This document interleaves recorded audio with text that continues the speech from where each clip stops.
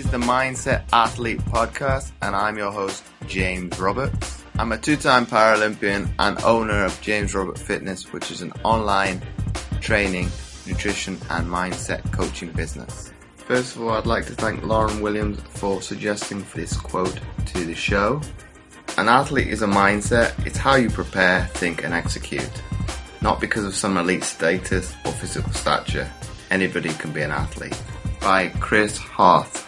And each week on the Mindset Athlete, we like to bring you inspirational athletes, a message, or experts talking about human optimization to teach you how to change your perception of your mindset and become 1% better. And on today's show, I've got a fellow Roberts. I've got AJ Roberts. He's a former British soldier who served all over the world, including the extremely hostile war-torn countries of Iraq and Afghanistan as a commander and leader.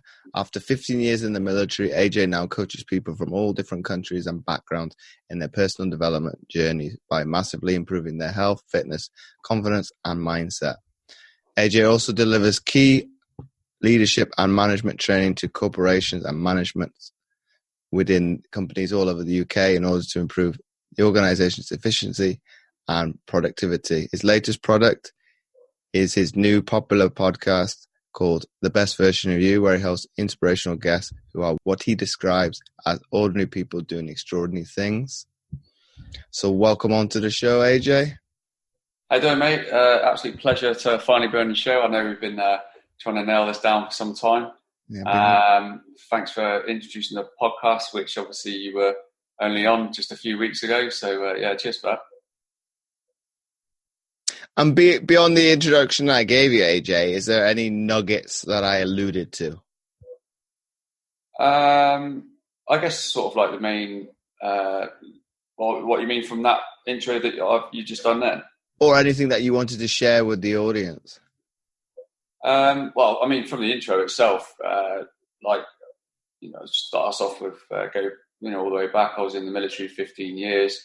Every person has their own sort of journey in the military. Just, it depends on what kind of branch or corps you're in. And then you obviously have that sort of transitioning period of leaving when you leave a very sort of compressed brotherhood organisation into civilian sector. So how you go about that is, vitally important to your future, even your mental health, really. But I left it in from a commanding and leadership position, which I always strive to be in, because I've always been a natural leader. I say natural leader, I use that term lightly. I don't think anybody's born a leader. You're a product of your own environment.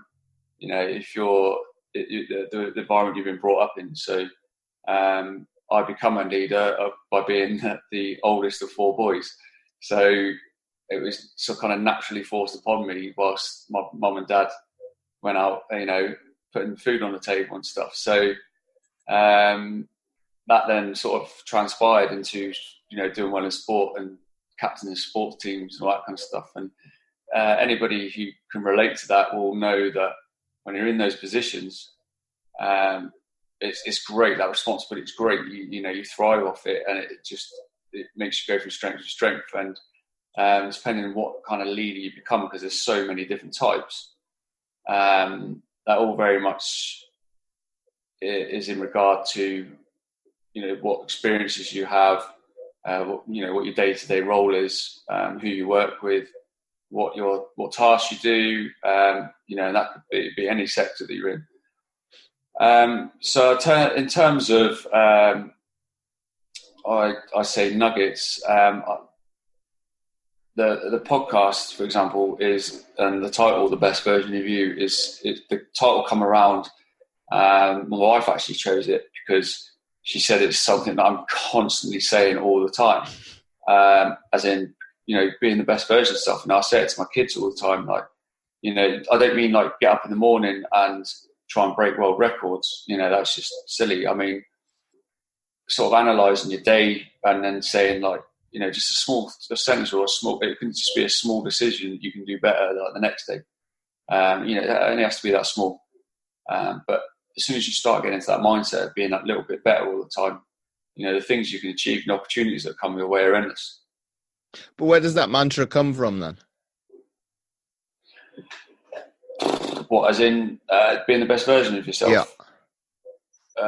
For me, it was, I guess, the military had a lot to do with it. I think my stepdad was in the army as well, so like yourself, I spent many years living abroad as an army brat. So all I ever saw was army be the best, army be the best. And although I left school to play football at Bournemouth because they signed me on the youth scheme. If things didn't work out, I always had it in the back of my head that I would end up joining the military. So I think that a lot of it is where that's come from, and it's a famous saying, isn't it? Like, and it's when you see that, like the army, the word army, and the British flag, although they've kind of gone around changing titles and slogans, and that, the last couple of years, it's the one that everybody kind of knows, isn't it? So it's just, I guess, it's just very good branding. Very good marketing. It sticks in people's heads. So when people think that, they think the best. And I guess the conflicts that we've been in over the years, our troops have been the ones that everybody's talked about how professional, how good we are at what we do, no matter who that is, whether it's RAF, our Navy, our Army, our Special Forces, especially.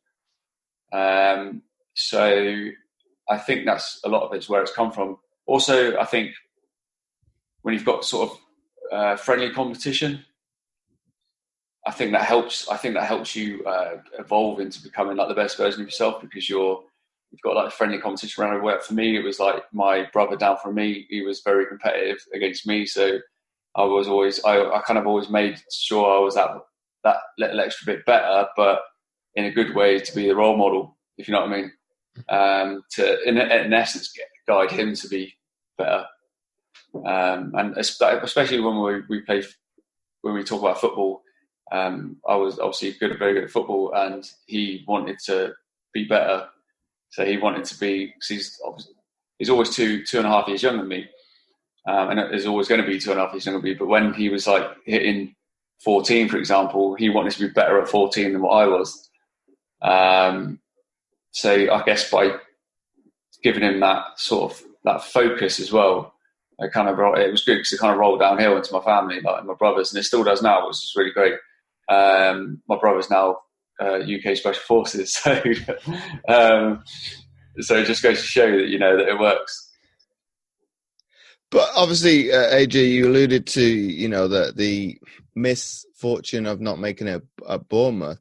What do you think specifically didn't go candidly in terms of and go your way in terms of not making it as a footballer?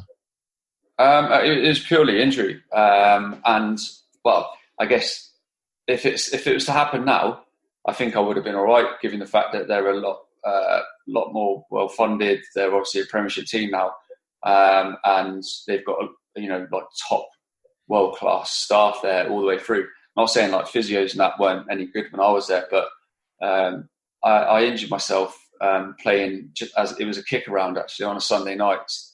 My cousins were like, "Oh, come and have a kick around and play for our little six-a-side team with their work colleagues." So I was like, "Yeah, okay, fair enough." Shouldn't really have done it, but when you love playing, you just love playing. And I wasn't doing anything, so I went along, and then me and this guy like clashed knees. So I my kneecap was like that, and his was like this, and then we kind of knocked across each other, and I felt this weird pain. It was like I can't really describe it, but it's like the perineal nerve that goes across the knee, just below the knee. It kind of like severed, and then I couldn't feel anything in the bottom of my foot, but it sent a really bad pain like through my whole knee joint, and then up my leg. So it's kind of, when I think about it at the time, it's hard to pinpoint like what I thought I'd done, if you know what I mean, because it was just something I'd never experienced, and then it was just like pain in different directions. An ambulance came, and then I got put straight on gas and air. And it wasn't until I got taken to the hospital they did some scans and all this kind of stuff, and after doing quite a bit of investigation, because it was quite a bit of a freak, weird injury. It wasn't like a break or a fracture, something you really normally associate with football or sports like that.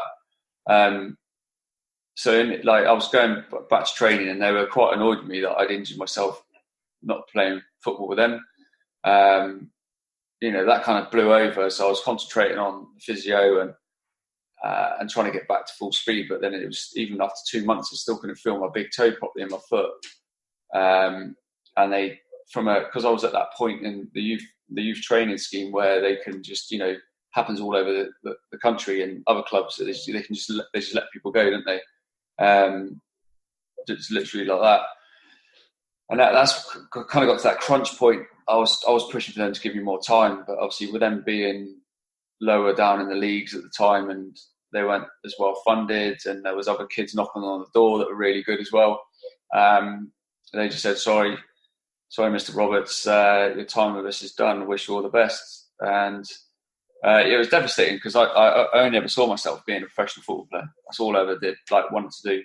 I did well at school. I got really good grades and stuff like that. And I was always very academic, but I didn't see myself doing anything else. So, I'm sure that can relate to many of the listeners who have only ever thought about doing one kind of profession.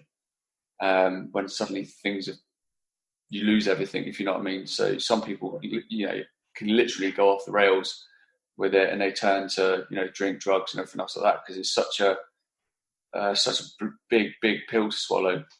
And at the time, I've had all my family around me and everything are very supportive now, which is great. But some people don't. So I count myself lucky in that respect.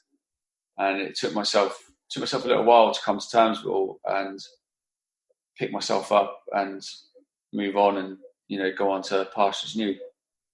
And do you think, obviously, having your background of growing up within the military community and military environment, and you being indoctrinated to some extent and subliminally messaged in terms of army be the best, do you think that kind of helped you both mentally but then physically with rehab to then obviously pursue something else?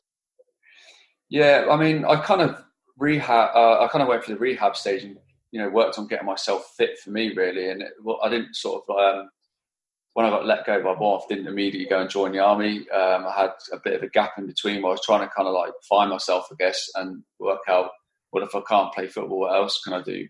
And I was living with my grandparents because my mum and stepdad were still living in Germany, as in the military.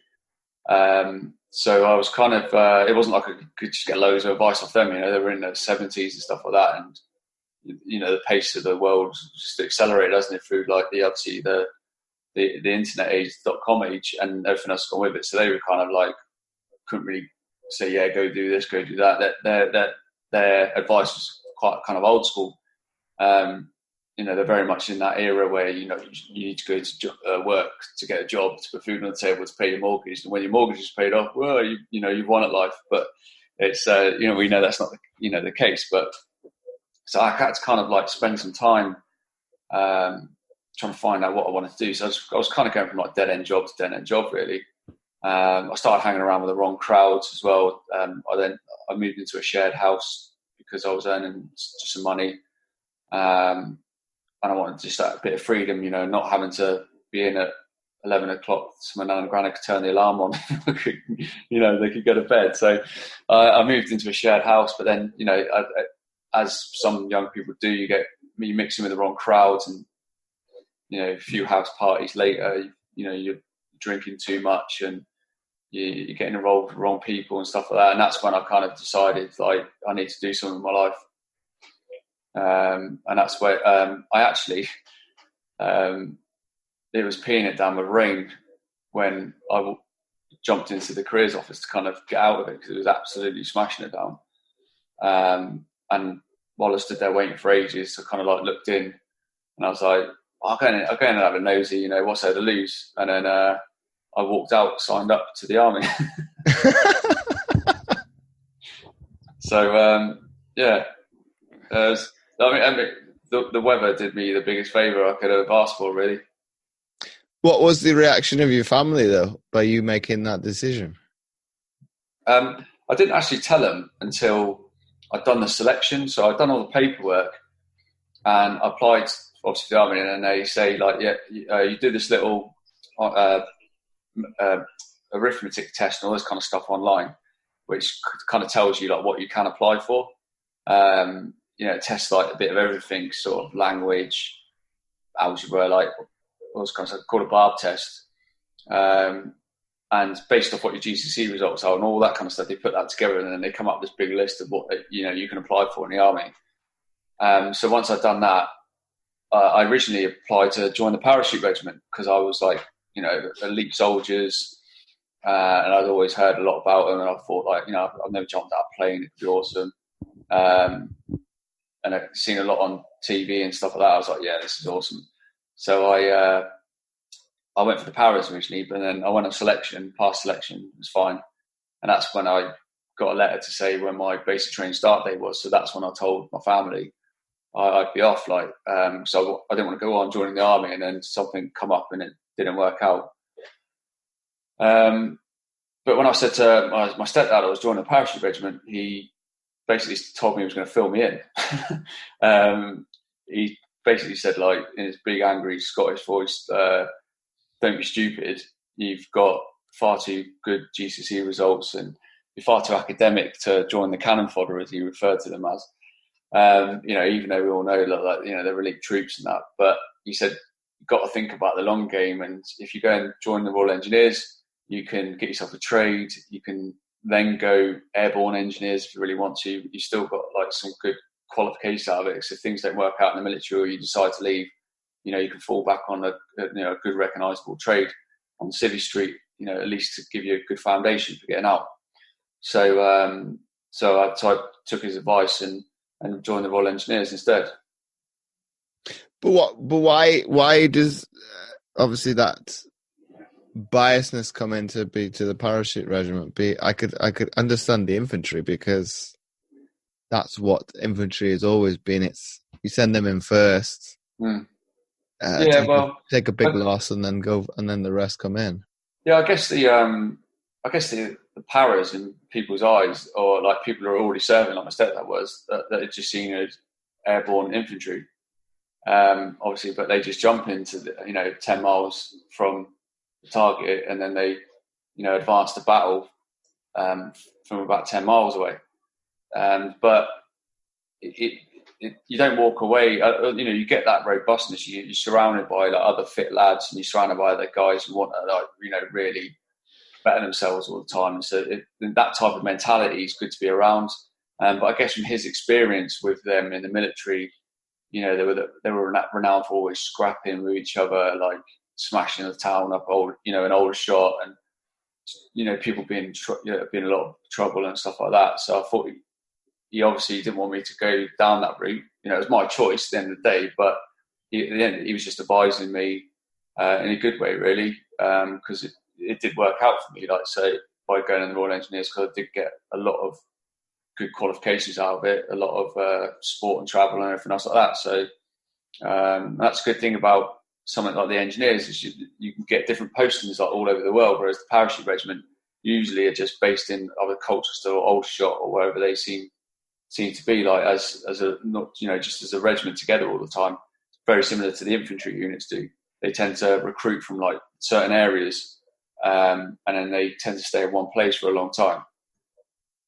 So in terms of traveling and everything else that I brought, it was very good. And having lived in Germany so much as a kid, obviously when I got in, started in the Royal Engineers, when I come to asking where I want to be posted, I was just like, I want to be posted by Germany because the best years of my life there.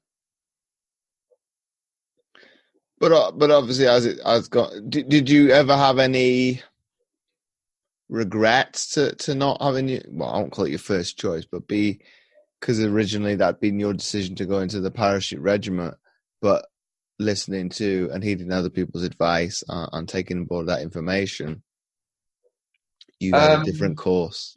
No, not at all, because I ended up like working alongside paras on certain ops in like Afghan and Iraq and all that kind of stuff. Very, very hard blokes, if you know what I mean.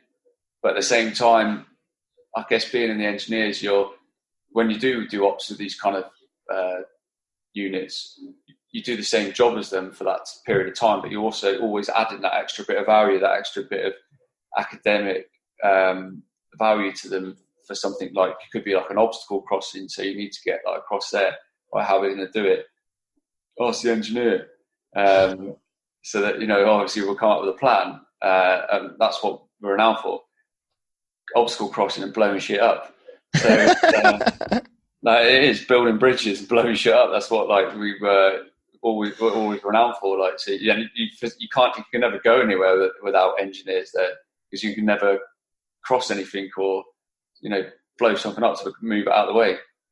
But does that go back to the early days of World War II then, of kind of moving with the front in terms of you're in I can't speak, enemy territory, and obviously the Nazis retreating and blowing stuff up as they retreat. It's been happening for years. So they, in World War II, World War One, they would put bridge demolitions on certain tactical bridges. So if they did have to fall back, they could fall back over the bridges, and then they'd blow them to stop, obviously, us getting to that crossing, and then it would then slow us right down, because we then have to come up with a plan, or come up with build a bridge basically to get across there, to get all the battle groups across. So it's been a tactic for years and years and years. But in terms of the engineers being like up front, it's like the term sappers comes from like hundreds of years ago. Basically, the word means like sapping is to sort of like dig forward, like it's like mining. So even back to medieval times, when they came up with this tactic, what engineers did, to dig tunnel, and it's I can't remember the name of the film. It's about the fall of Rochester Castle, and they go, bring in the sapper, and it's this little tiny fat dude. Which, when I first saw it really made me laugh, because I was like, I know people like that. And they come in and they basically sap this little tunnel, basically. So they dig a tunnel underneath the castle, and then I don't know how they tested this, like, they made this up, but they get loads of live pigs, like, pushing, like, herd them down the tunnel, so they're like all stuffed in a big gaggle underneath the castle, and then they set fire to the pigs. So they set them all on fire. It's a gruesome thing, but like it's the pig's flesh and stuff like that is apparently very flammable. And this is why I always wonder, like, how did this like get tested? Well, they did trials on pigs back in the day, but that ignite underneath, like, burnt very quickly from underneath, and that's actually what crumbled Rochester Castle, because they couldn't penetrate it for days and days and days, and that's what took it down. So the term sappers and sapping goes all the way back in those days. We'll get history lesson as well there. There you go, mate. I'm here all week. So in terms of, obviously, as your military career has obviously allowed you to travel all around the world. Yeah. What's been the best place that you've been to that's made you, quote unquote, the best version of yourself, or has kind of progressed you to be the best version of yourself? In terms of soldiering, which really, it does not just me, but like it turns any soldier, from a boy into a man very quickly, because you have to grow up very quickly out there. It's a real deal.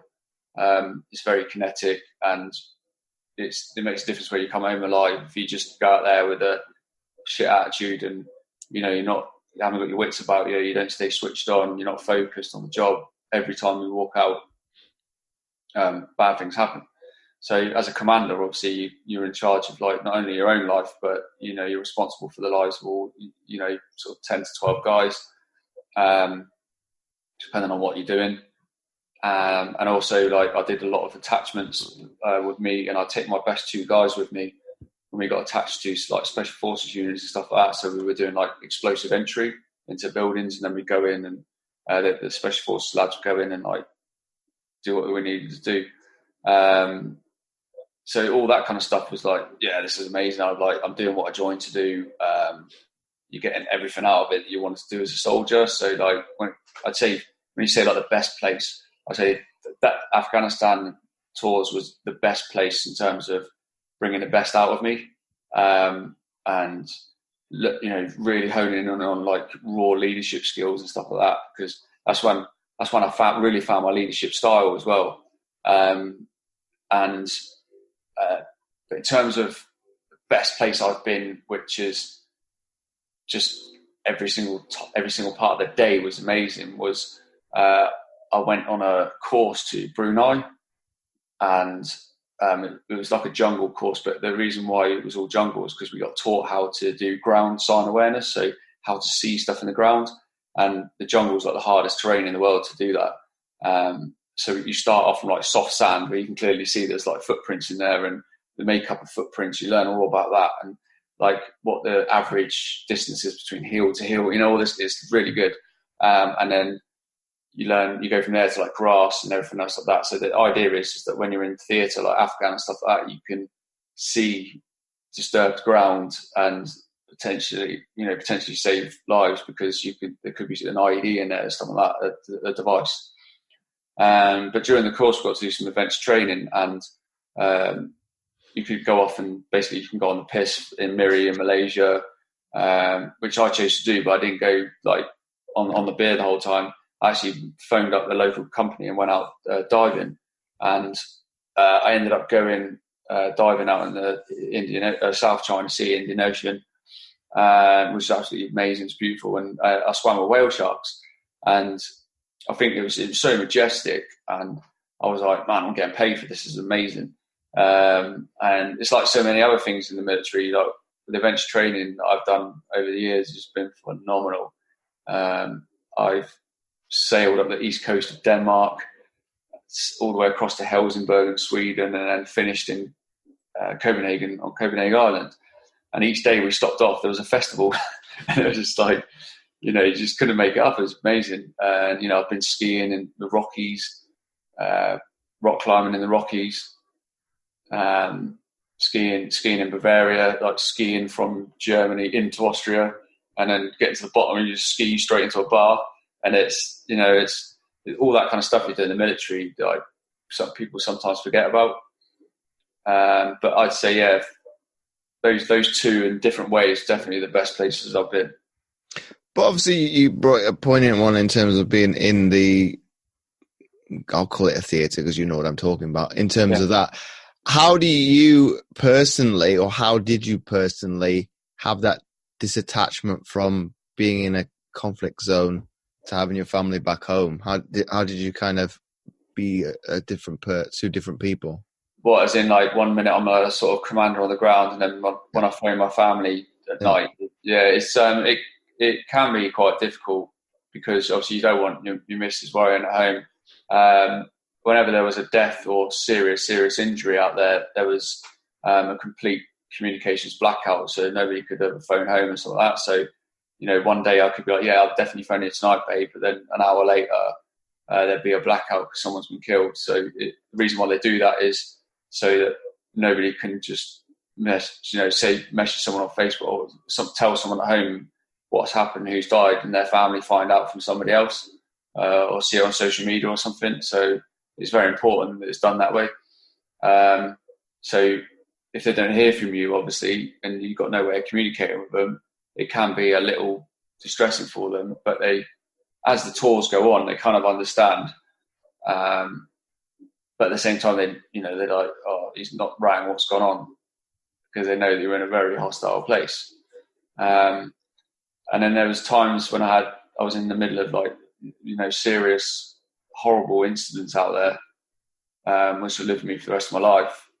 But I then wanted to talk to my missus about it, because she's like my best friend, and I knew it would make me feel better. But at the same time, I couldn't go into too much detail, because it would she wouldn't sleep at night knowing about what I'd just been through. Do you know what I mean? So it was that was probably the most difficult thing. So obviously, I think this is very poignant to us to talk about. How does that make you feel from being somebody that's served in the armed forces? And you probably get the gist of what I'm going to come at you. when you know that post you put out with the chap, social media influencer says it's going to distort the youth of today's mental health. How does that make you feel? Oh, you mean the post I put about that young lad who was on Good Morning Britain, who said that they don't think we should learn about World War II anymore because it affects young people's mental health. I mean, when I initially made that post, I had no intention for it to go viral or anything, and it's been mental. Like my inbox, I've had to like turn all notifications off and everything because it was just. And then I had to search through notifications to see ones that, from people that were actually about stuff that I needed to talk about. So it's been mental. I've had my fair share of hate messages, which have been quite funny. Like I can only laugh at stuff like that. It really makes me laugh. I just can't let the stuff that affect me. So I just see it as text, and if for anybody who's listening who gets really upset about negative comments, like that's probably the best way to explain it. Just look at it and go, well, it's text. It's not punching me in the face. So like, how bad can it be? And that's where I kind of like sort of trained my mind to do that. And it's not easy for everyone I know. But when I put that post and I initially seen that, I think my reaction come from somebody whose grandfather, who's still alive, was in World War II. I've posted so much about him before.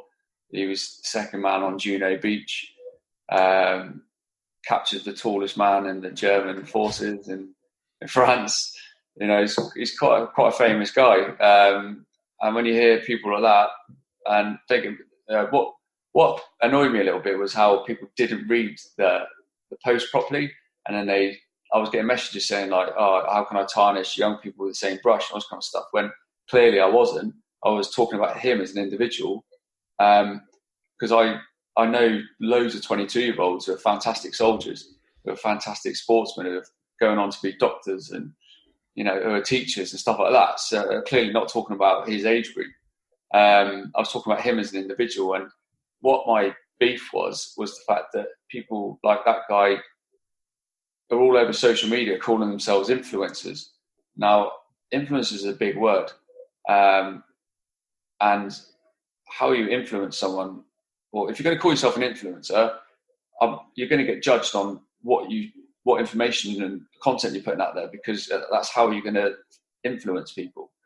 So it's people like him who are the ones that are causing the problem. When you're going on TV, clearly have a self-esteem issue because you're a 22-year-old male and you've had your lips filled and you've got Botox at such a young age when you clearly don't need it. Not that people need it anyway, but that's another conversation. But it's you then going on live TV and saying something like that. So, and that is people like that,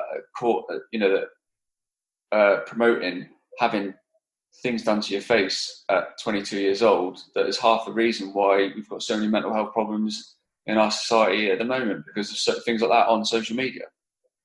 Well, I had a go at him as well, and I did give my 2 cents in terms of commenting on your post, and that I didn't say mine had more engagement than I thought it would ever do, and I think I initially put, obviously, grow a pair of balls, and then I put it into context after. It's like, well, that's not actually being productive. It's like, well, let me give it some context in terms of why I think he should do that, and be it because we've talked about this before, you and I, with my mental health issues. I took offense to that. My family, grandparents fought in World War II as well. So I'm thinking, well, they didn't sign up they did sign up to go to war, but they didn't sign up for the country to go to war. It was, they were doing something that they believed in, and obviously freedom, that country shouldn't be invaded for no good reason and things like that.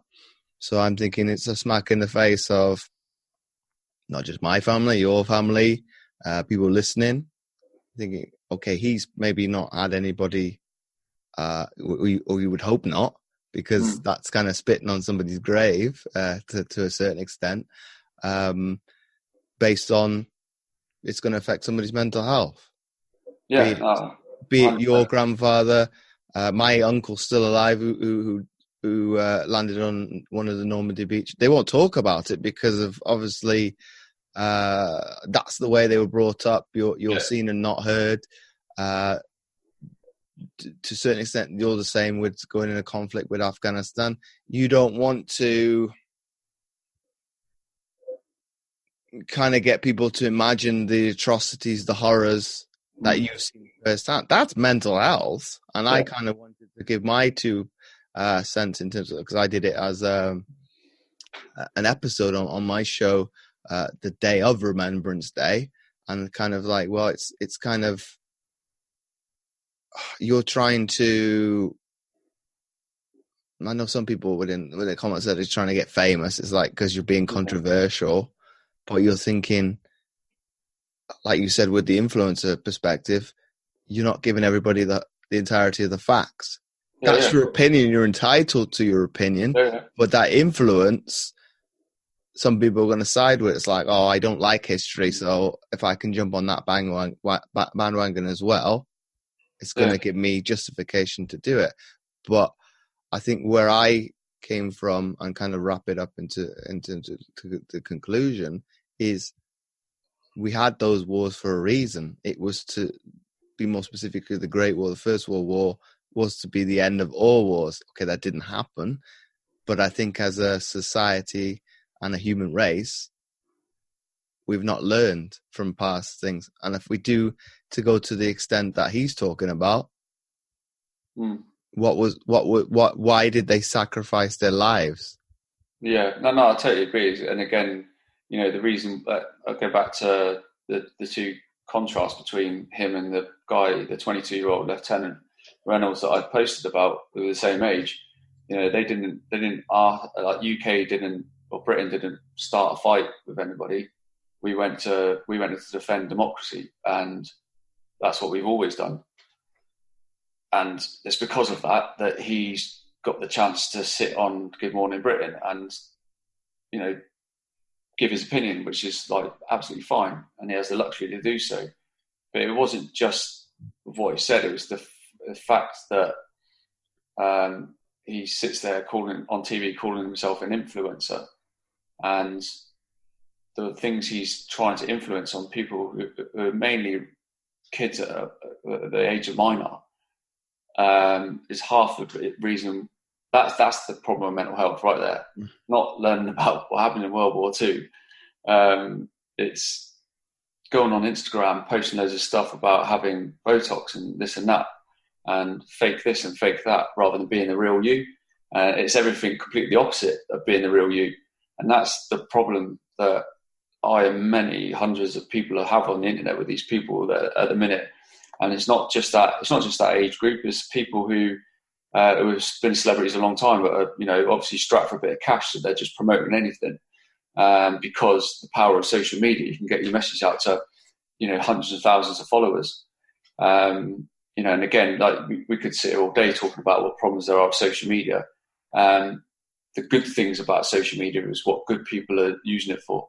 And that's what I love, and that's what I try and do to the best I can, using that, and the same for yourselves, using our influence to influence people, to be inspired, to try and be that better version of themselves all the time, no matter what your hardships are. And the more you do that, and the more you surround yourself with like-minded people like that, who only want to see you win, who want to lift you up, that's the kind of influence I'm trying to have on people, to realise that and to start making those small little adjustments. I mean, out of that post, I gained a lot of new friends. I think I've probably had about and probably lots of enemies, like you said. Yeah, but that doesn't bother me. It's part and parcel of it, isn't it? But it's no one's gonna, you're never going to get 100% of people agree with what you're saying ever. So the sooner you accept that, the better. But likewise with the influence thing, if the more and more you sort of become more out there on social media, and more people see you and stuff like that, the more followers you get, the more haters you get. It's just part and parcel of it. I'm doing a big drive at the minute to raise donations to help cover all the costs for taking loads of medication and mobility aids, and there's something obviously very close to you as well for amputees out in Sierra Leone. And these are people that didn't ask to be born there.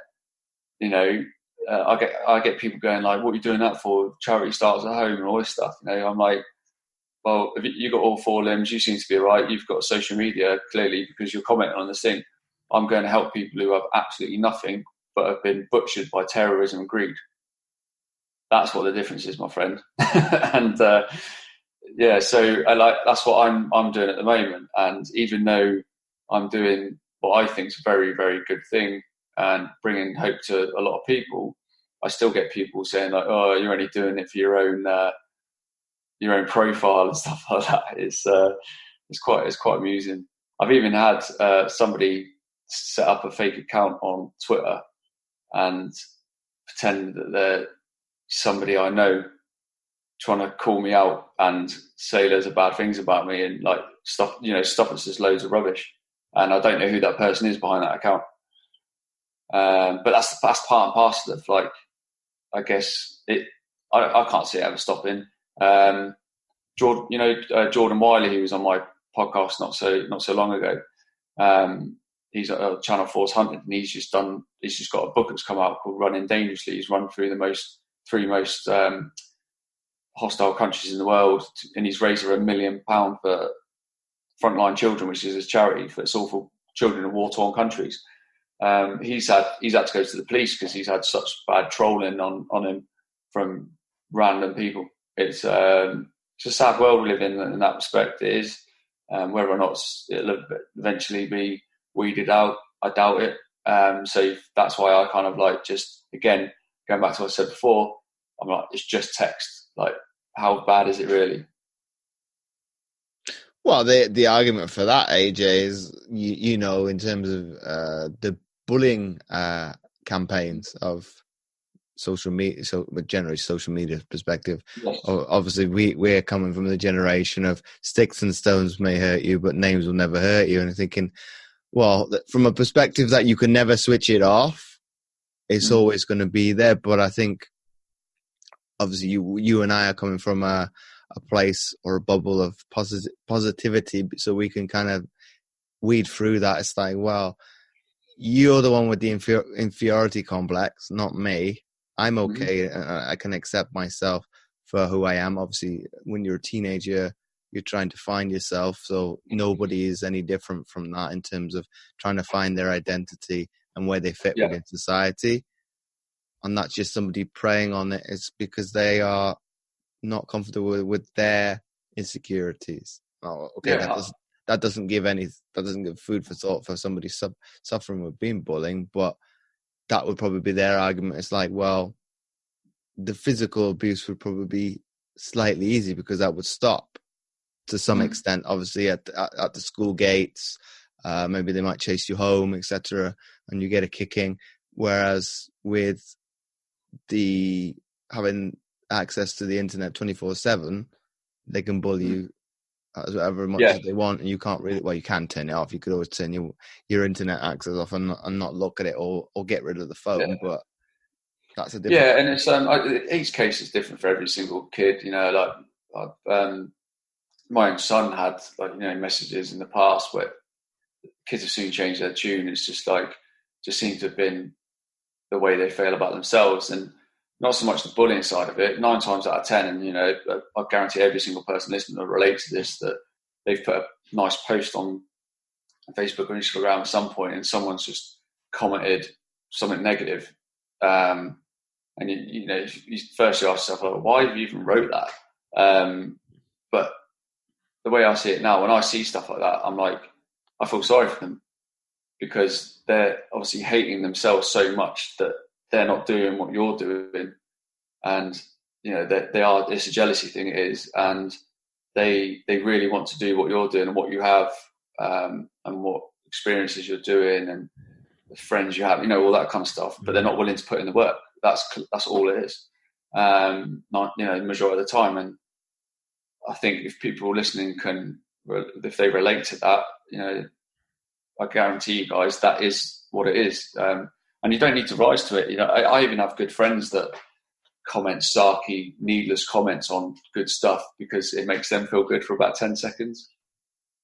And that's all I see it as. So I don't rise to it or nothing. It's just, but going back to what you said before, it's not bullying. I totally understand that. And then the social bullying is a horrendous problem. It's not just here; it's in Australia where I lived before, and it's bad there. It's obviously no doubt the same in America, Canada, any first world country really that has the same kind of similar societies that we have, so similar cultures, stuff like that. It's it is everywhere. As long as we have mobile phones, social media, 24/7 internet access, it won't go away.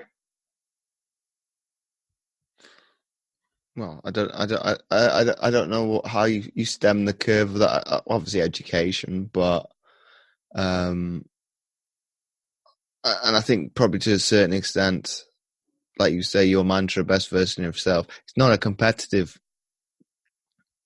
saying entirely, because obviously you're trying to level up yourself and trying to put a positive spin in terms of these are the characteristics, values, morals, however you want to term it, the minimum standard I'm going to expect of myself.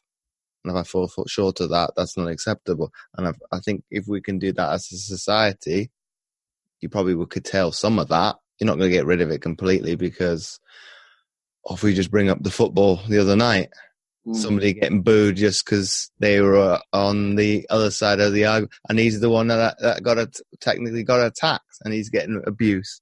Yeah. So that one from the football perspective, you're thinking it is a tribal mentality. People are going to be stupid. Obviously, they know who they are. Yeah.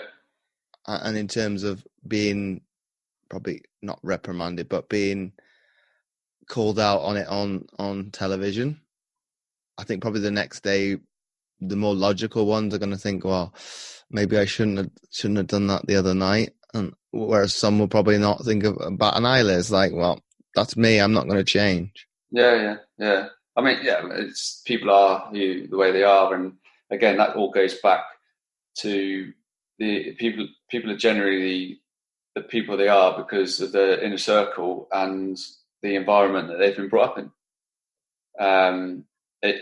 I see it every day. I see it with my own coaching clients. It's like a lot of the time, my own coaching clients want to get out of that bubble that they're in, and it'll be the same for you. I'm sure people, they're lacking, massively low on self-esteem. The people they're surrounded with straight away, are negative people that don't see why they want to do stuff. What do you want to do that for?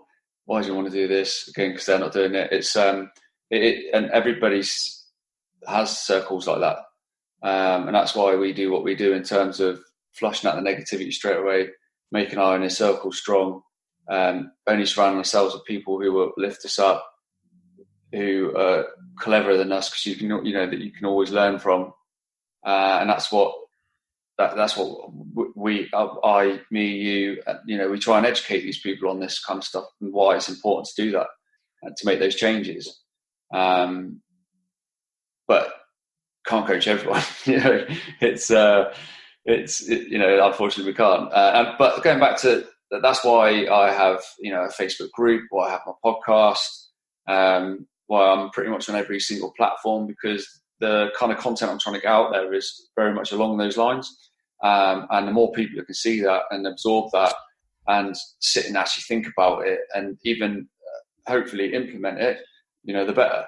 I will say, if one of my posts can help one person, and I'm winning. And from a coaching point of view, and you'll agree that feeling of seeing somebody increase the sort of like their productivity of their own life and increase the mindset, happiness, achieving goals, and all that kind of stuff. It's been a direct, response of your input. It's massively rewarding, isn't it? It's just like when you help people and you see the positive outcome. you get that hit, that dopamine hit. It's like a really great feeling, isn't it? And that's what I love about coaching, you see, and that's why I say, well, it's not, for me, it's not really a job, because it's kind of selfish, because I'm constantly winning, because I'm always seeing the positive effects it's having on people, and that feeling that it gives you in return is just like a huge buzz. So like, you're always winning all the time. You're not really losing as a coach. You're not, if you're on it, it's a great feeling. And for me, that's a great way of looking at it. Well, I'd agree with that, AJ, in terms of, obviously it's uplifting to that person that's got that utmost trust within you to, I'm not going to say change their life, but guide them to, and I'm going to steal your mantra now, be the best version of themselves, depending on however long it takes. It's not going to happen overnight. If you think that to be the case, you're probably to a certain extent disillusioned, being brainwashed, and you've put your trust probably in the wrong places to be thinking that you can have a resolution happen overnight. Okay, marketing is probably to blame with that, because it's like, you have this problem, we have your solution. It's like, well, do you really need that product? Yeah. To be able to get the resolution, have you actually looked deep inside yourself and actually questioned your things, be it your beliefs, your values, your morals, and are you living to be the best version of yourself and the best person you can be day in, day out? Obviously, the only person that can be a judge to that is yourself, and it's going to be a yes or no answer in terms of to those relatable questions. It's you either are or you either aren't. Okay, there are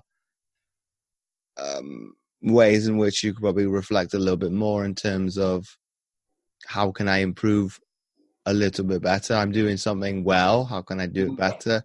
I'm not doing something particularly well. Not seeing the negative side of it. Where can it be improved upon? That would maybe be like an outlier in terms of that, the middle point. But generally speaking, it's either a yes or a no. It's a definitive. You're either on one end of the needle or the other. Yeah, no, 100%. And that's why I kind of went from just doing kind of online health and fitness sort of coaching, because I've been coaching like so many different disciplines, like strength and conditioning, like CrossFit, all that kind of stuff. I had, going back a little bit, I had like my own sort of strength and conditioning and CrossFit gym in Australia. I mean, lived out there for a little while, and a boot camp and everything else like that. So I kind of stepped away from doing that. I'd not stepped away completely, but stepped away from doing that raw sort of online PT type stuff. So I'm more, I sort of kind of class myself a lot more as a lifestyle and health coach, because I'm a very strong believer in the fitness and the nutrition are actually just a small part really of living the best life. So, your mindset is everything. For me, it's 30% exercise, probably 70% nutrition, 100% mindset. And, without that mindset and strengthening that mindset, the other stuff doesn't really work. Prime example, 1st of January, most of the nation goes on, new year, new me. By week 2, week 3, they've wrapped because their mindset isn't there. They're either doing it because it's like just that, pinnacle point of the year when everyone's supposed to suddenly get fit. They're kind of like, yeah, we've got Christmas out of the way, I'm going to get rid of these cobwebs. But because they don't see changes within the 2-3 weeks, because they're either not applying themselves well enough, they're getting off the couch, they're doing the basics, but it's such a short space of time, you're not going to see any huge differences. Like, you're not going to lose 10 kilos in that time, healthily anyway. So that's why so many people quit. But not only that, they don't concentrate on the one thing at a time. So rather, they look, well, I need to lose weight, but I also need to quit smoking. I also need to be able to run 10Ks. And, they try to do everything at once. The best analogy I can give for that is if you stand there in a really busy train station, doesn't, whether it's London, Manchester, Liverpool, anywhere like that, you stand there and you just watch everybody come past you. Everyone's come past you at 100 miles an hour, looking really stressed, aren't they? Mm-hmm. And it's because they're so engulfed with trying to do so many things at once, like in their head. they've come from work, but they're getting home and they're like, they need to this, they need to that. And they're not actually just focusing on the one thing. And that's another topic, but that's why like scheduling is really important. And something that I get like a lot of my coaching clients doing, like taking a step back from just going like pew, pew, pew, pew, like shooting from the hip, and like trying to just do all these different things at once, and just concentrating on that one thing. And it's had a massive positive effect on people that are self-employed and like, got their own little businesses, to people that are employees but like in big corporate jobs. It's, it works different for everyone, but the basis is like, let's take a step back, let's concentrate on that one thing, and start seeing the results from there. And the good thing about that is that they're all measurable, the results, and you can actually analyze everything a lot better. And then because of that, because you can analyze everything a lot better, you can physically lie there at bed at night every day, have a think about what you've done and what you can do better the next day. It's a lot easier to do that. But obviously, AJ, you're how would I term this? I can't think of the word, but be it your kind of go-to with scheduling, do you think that come back to your military days of obviously time management is very poignant? We talked about this actually in depth on my podcast episode I did last night with Dean Stott, who's a UK Special Forces veteran. He cycled the Pan American Highway, so that's for people who are a bit geographically strained. And for the benefit of the video, if you just move your head to your right slightly, I can actually a bit more. Yeah, so from the South America, so right way down the bottom of Argentina, he cycled all the way up through South America, through Central America, and all the way up to the north of Alaska. So that's the Pan American Highway. It's 14,000 miles. So when we spoke about end goals and how you plan stuff and scheduling, we talked in depth about why it's important to not look all the way at the end goal, because that's where it's going to be, but there's stuff in between. So instead of going 14,000 miles, that's impossible. It's how many miles? What's the target for the world record? I think the world record was 117 days, but he wanted to do it in 110. So he set himself a target of 110, giving himself like 7-day fudge factor. Okay, let's break 110 days down into those miles. So how much is it on average a day? Okay, we've got to do X amount on average a day. Right, I want to make the first 2 hours my gauge for the day, because that's what speed we're going to stick at and how many miles we're going to do, because the wind was usually the same for the whole of that day, whether it be tailwind, headwind or side wind. So all he'd done was breaking it down to 2-hour blocks, half-hour rest with feed, 2-hour blocks, and then you basically turn it into like 4 spin sessions a day. And that's what the good thing about scheduling is. But in terms of the overall picture, that's because he treated it like a military operation. And I totally understand that not everyone has that skill, but in civvy language, that's very much good project management, good time management, good scheduling. That's basically the same thing. And it's the same with fat loss and stuff like that. So I've said to people in the past, you want to lose, say, 10 kilos in 6 months. People think, 10 kilos is like a lot of weight. It's not really. But then you break that down for 6 months into weeks, and you're like, holy shit, I only need to lose like 0.something pounds a week, and that's well easy. So straight away, the mindset changes from looking at the end goal, which seemed fairly impossible, to suddenly it seems very achievable. And you can do that with so many things. Do you think, in terms of we focus on the weight loss more specifically, AJ, that is based on a bias or a preconceived idea that it's too good to be true? I'll use my banner as the example. Lose between 10 and 30 pounds within 60 days. Do you think because they've had a bad experience of the past that then dictates, this must be it. This must be bullshit. It can't physically be possible to achieve that goal in that short space of time? Yeah, 100%. A lot of it comes down to past experiences for most people. That's usually due to like lack of education, either poor coaching previously, or they've just been sold crap. So, there's always an agenda for everybody and everything that's always selling a service. Obviously it's different for every person. Some people do it for money. Some people do it for the love of what they're doing.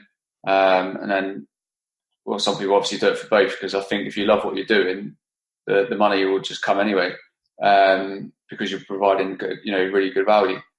That's why, like, I don't go into groups and this and that and promote my services. I don't need to, because people see me for who I am. They see, like, wow, this guy's an approachable coach. They'll come and message me anyway, which is what they do. So, for the people that have, got off that bias from past experiences, if people say that to me, for example, my natural reaction is like, challenge accepted.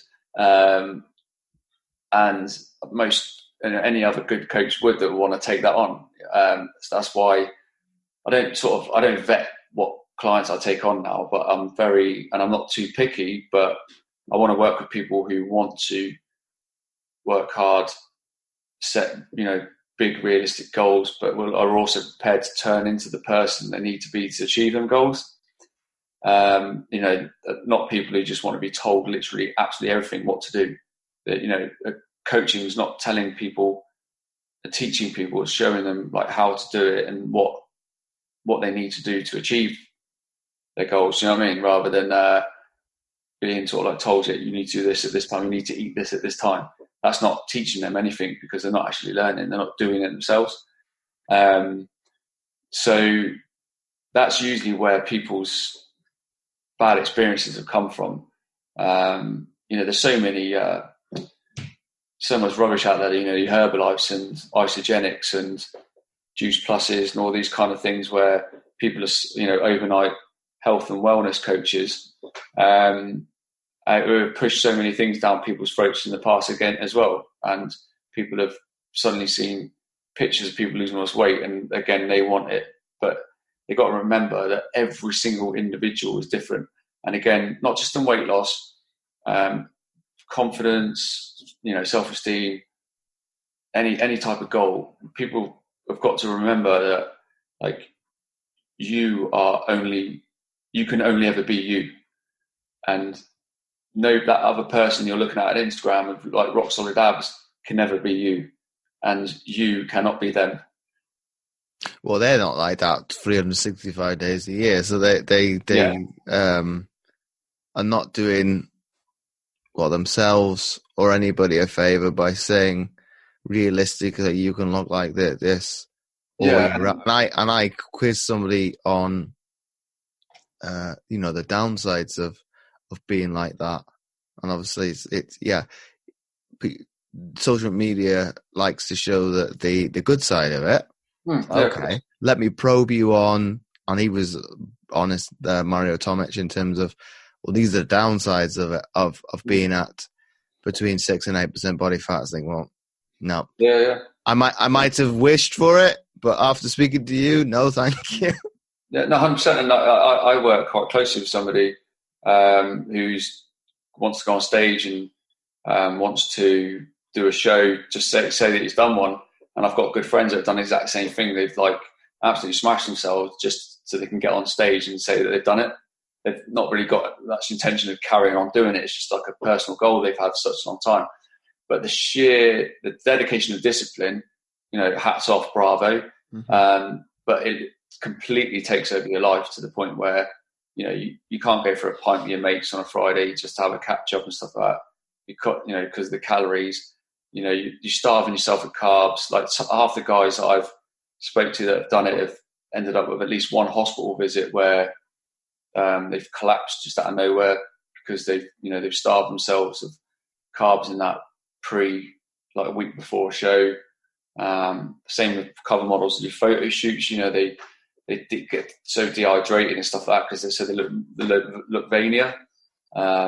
And then you add that, you add a couple of filters, a decent SLR camera, and bang, you've got 1 million followers and 1 million naive followers that think that you can get like that. And that's the issue with like 99% of the population who sit there and just wish they can be like somebody else on social media when they need to concentrate on being themselves. But then obviously this is my penultimate question to you then, AJ. They're then coming ever further away from being the best version of themselves because they can't accept who they are in the here and now. Yeah. And the only person that can immediately stop themselves from doing that is them. So that comes down to just trying to fill your headspace with positivity, because the more positive people you're around, you'll soon realise that all those positive people accept who they are and love themselves in a positive way. I don't mean that as like in a big-headed way. They love who they are and they want to express themselves. They're happy with who they are. It does take a lot to be like that for a lot, for some people to come out of, a shell of low self-esteem. And, but again, it's all about your environment. It really is. And if you can just take yourself out of a negative environment, just small little things, small little steps, you'll soon find that you'll change the way you see things, like 100% hands down. And my final question, AJ, before we wrap up the episode, is if you had to summarize what we've been speaking about today into one sentence for people to take away, what would that be? That's a good one.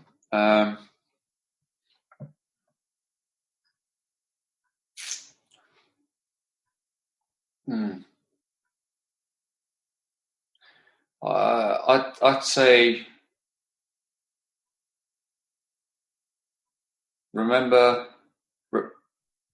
take a step back and just remember who you are, what and who you want to become, and that if you genuinely want to be that person, be the best version of you, then you need to change into the person to achieve that's going to be able to achieve that goal. That would be the sentence I would summarize this episode with. So once again, AJ, thanks again for coming on the Mindset Athlete podcast. Hey mate, it's been an absolute pleasure. It was great having a chat, and I hope that the guys and girls listening, can take away some value for this, and if anybody ever needs any more help with any questions answering stuff like that, you can always reach out to me. Likewise yourself, man.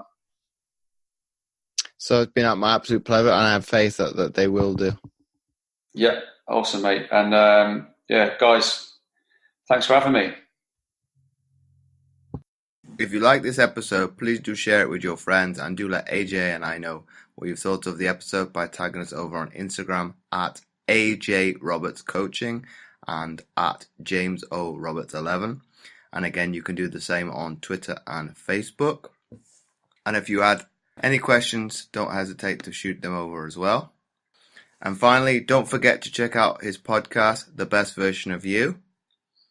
And as always, do check out my free content at fitamputee.co.uk and click on the tab Resources. But not forgetting, I've also started a new Facebook group, especially for the podcast, which you can find by typing The Mindset Athlete. So make sure to check those links out. They will be in the description. You can find all the show notes at mindsetgame.lipson.com under the category General. So once again, thanks for listening, and I'll catch you next week for another episode of the Mindset Athlete podcast.